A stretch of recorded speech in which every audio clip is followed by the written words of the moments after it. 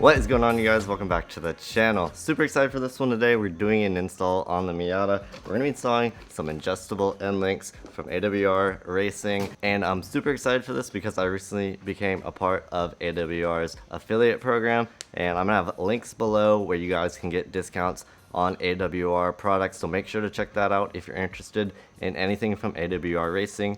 And the reason I'm so excited about this is because I've been using AWR products for quite a long time. I ran their motor mounts on my Perrucci way back in the day, and I truly believe they are some of the best motor mounts you can get. And when we unbox these Endlinks, you're going to see that that quality carries over to all of their other products. These are definitely very high quality. So today I'm going to walk you through how we install them on the Miata and get them set up properly. So let's go ahead and jump into it.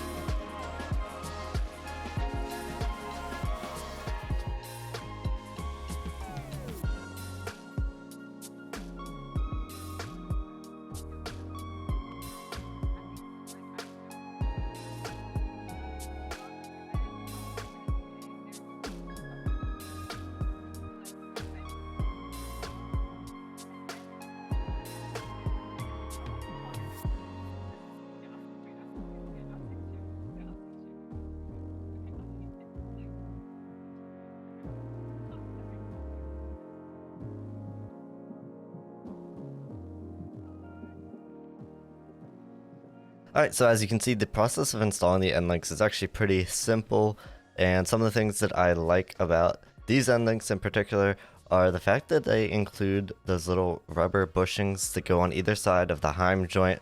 This is something I've never seen on Endlinks like this before, and I think it's really nice because Heim joints are nice and super strong, but they can be a little bit noisy sometimes, and having that bit of insulation on either side is going to help with that. And I have taken the car for a drive and I didn't notice any additional noise. And I've had Endlinks like this before that did not have those, and I did notice some noise from them. So these got a thumbs up for that. The only other things to note are when I was first setting them up, I try and set them to the same length as stock. And then I put them on the car, get everything bolted up. And I left the adjustable jam nuts loose.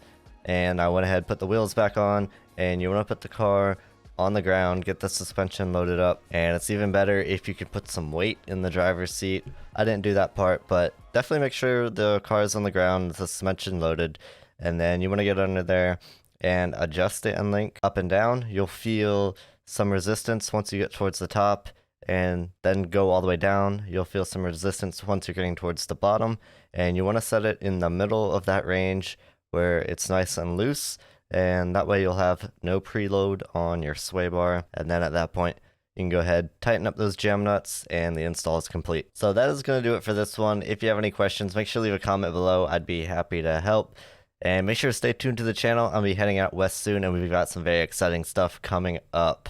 Also, if you want to check out these Endlinks for yourself or any other AWR products, make sure to go to the links down below, and you can use code ALEX to save 5% off of anything at awrracing.com. So I want to say thank you to AWR Racing. I'm super stoked to be on board. Definitely looking forward to making some more content in the future. But for now, I'm going to go.